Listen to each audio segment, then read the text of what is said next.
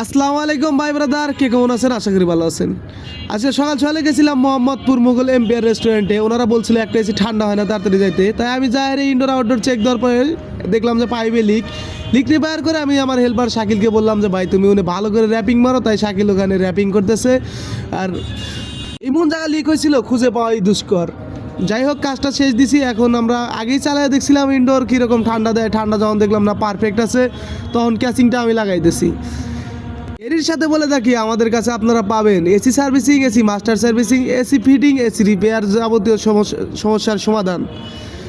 আমাদের সাথে যোগাযোগ করতে এখনই যোগাযোগ করুন 01972404480 অথবা 01775404480 এই নাম্বারে এসির যে কোনো সমস্যার জন্য আমাদের সাথে যোগাযোগ করতে পারেন।